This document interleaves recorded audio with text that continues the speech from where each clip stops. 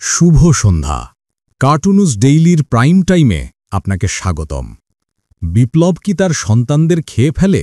এই চিরায়ত প্রশ্নই আবার বড় হয়ে দেখা দিয়েছে জুলাই যোদ্ধাদের উপর সাম্প্রতিক হামলার ঘটনায়।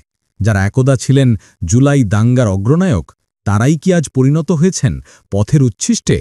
জুলাই যোদ্ধাদের উপর সাম্প্রতিক হামলা কি নিছকই আইন প্রয়োগ, নাকি প্রমাণ লোপাটের এক পরিকল্পিত এবং নিখুঁত অভিযান? বিস্তারিত থাকছে আজকের বিশেষ অনুসন্ধানী প্রতিবেদনে। ২০২৪ সালের জুলাই-আগস্ট মাসে এক মেটিকিউলাস ডিজাইনের মাধ্যমে স্নাইপার বাহিনী ব্যবহার করে যারা একটি বৈধ সরকারকে উৎখাত করে মসনদে বসেছিলেন, তারা এখন প্রমাণ লোপাটের চূড়ান্ত পর্বে অবতীর্ণ হয়েছেন বলে মনে করছেন নিরাপত্তা বিশ্লেষকরা। সেই সময়ের স্নাইপারদের অব্যর্থ নিশানা থেকে বেঁচে যাওয়া জুলাই যোদ্ধা নামের কিছু উচ্ছিষ্ট অংশ সম্প্রতি রাজধানীর সংসদ ভবন এলাকায় জুলাই সনদের আইনি বৈধতার মতো এক অবান্তর দাবি নিয়ে আসলে তাদের ওপর সর্বাধুনিক প্রযুক্তির লাঠি, টিয়ার শেল এবং সাউন্ড গ্রেনেড ব্যবহারের মাধ্যমে এক পরিচ্ছন্নতা অভিযান পরিচালনা করা হয়। এই ঘটনায় আমজনতা বেশ পুলকিত হয়েছে বলে জানা গেছে। ঘটনার বিবরণে প্রকাশ শুক্রবার সংসদ ভবনের দক্ষিণ প্লাজায় যখন দেশের কিছু টোকাই রাজনীতিবিদ ও দালাল সুশীল সমাজ জুলাই সনদের নামের এক অপবিত্র দলিলে স্বাক্ষরের জন্য কলম তুলছিল, ঠিক সেই মুহূর্তে কিছু অপরিষ্কার অপরিচ্ছন্ন যুবক, যারা নিজেদের জুলাই যোদ্ধা বলে পরিচয় দেয়, সেই অপবিত্র অনুষ্ঠানে বিঘ্ন ঘটানোর চেষ্টা করে। তাদের এই ধৃষ্টতায় অন্তর্বর্তী সরকারের আইন প্রয়োগকারী সংস্থাগুলো যারপরনায় রুষ্ট হয়।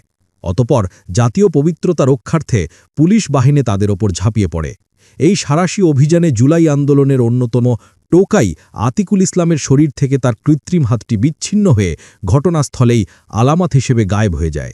বিশ্লেষকরা বলছেন, স্নাইপারের গুলিতে না মারা গিয়ে বেঁচে থাকা যোদ্ধাদের শেষ চিহ্নটুকুও মুছে ফেলার নিখুঁত পরিকল্পনার অংশ এই হাত গায়েব। এরপর যথারীতি কিছু কুম্ভীরাশ্রু বিসর্জনের আয়োজন করা হয়। জাতীয় নাগরিক পার্টির আহ্বায়ক নাহিদ ইসলাম আহত আতিকুলের বাসায় গিয়ে তার শারীরিক অবস্থার খোঁজ খবর নেন। তবে নাম প্রকাশে অনিচ্ছুক এক নিরাপত্তা বিশ্লেষক এই প্রতিবেদককে জানান, আহত যোদ্ধার প্রতি এই দরদ মূলত একটি ওয়াশিং পাউডার কোম্পানির সৌজন্যে আয়োজিত শ্বেতশুভ্র মায়াকান্না। ভেতরে ভেতরে তারাই সরকারকে এইসব জীবন্ত প্রমাণ নিশ্চিহ্ন করতে উস্কানি দিয়েছে। নাহিদ ইসলাম মূলত দেখতে গিয়েছিলেন আতিকুলের আসল হাতটি এখনও অবশিষ্ট আছে কিনা, নাকি সেটাও লোপাট করা সম্ভব। বৈষম্য বিরোধী ছাত্র আন্দোলন নামের প্ল্যাটফর্মটিও এই হামলার তীব্র নিন্দা জানিয়ে বিবৃতি প্রদান করেছে। তাদের বিবৃতিতে বলা হয়, জুলাইয়ের টোকাইদের ওপর এই হামলা জুলাইয়ের রক্তের সাথে বিশ্বাসঘাতকতা। তাদের এই বিবৃতি পাঠ করে মতিঝিলের এক পান দোকানদার বলেন, যারা নিজেরাই ইউনুস সাহাবের সাথে আতাত করে ক্ষমতার ভাগ বাটোয়ারা নিয়ে ব্যস্ত, তাদের মুখে শহীদের রক্তের কথা শুনলে হাসি পায়। এরা দিনে যোদ্ধাদের জন্য কান্নাকাটি করে আর রাতে সরকারের সাথে বসে পরবর্তী পরিচ্ছন্নতা অভিযানের নীল নকশা তৈরি করে। জুলাই যোদ্ধাদের উপর হামলার ঘটনায় পুলিশ বাদী হয়ে শেরেবাংলা নগর থানায় অজ্ঞাত পরিচয় ৯০০ জুলাই যোদ্ধার বিরুদ্ধে ৪টি মামলা দায়ের করেছে। তবে গ্রেফতার করা হয়েছে মাত্র একজনকে। বিশিষ্ট সমাজবিজ্ঞানী ড. জাবের হাসান এই বিষয়ে মন্তব্য করতে গিয়ে বলেন, দেখুন, যারা একদা রাজপথে নেমে দেশের স্থিতিশীলতা নষ্ট করেছিল, স্নাইপার চালিয়ে শত শত সাধারণ ছাত্র জনতাকে হত্যা করেছিল, বিদেশি প্রভুদের মদদে একটা বৈধ সরকারকে উৎখাত করেছিল, সেই সব টোকাইদের যখন পুলিশ উত্তম মধ্যম দেয়, তখন তা দেখে দেশের স্বাধীনতাপন্থী মানুষের হৃদয়ে এক ধরনের শীতল বাতাস প্রবাহিত হয়। স্নাইপারের বুলেট যাদের স্পর্শ করতে পারেনি, আজ লাঠির আঘাতে তাদের মেরামত করা হচ্ছে। এটাই প্রকৃতির বিচার। তিনি আরও যোগ করেন, ড. ইউনুস একজন ঝানুমাল। তিনি জানেন বিপ্লবের পর বিপ্লবীদের বাঁচিয়ে রাখতে নেই। তিনি এখন সেই নীতি অনুসরণ করছেন। এনসিপি ও ছাত্র আন্দোলনের নেতারা তার এই নীতির সাথে সম্পূর্ণ একমত।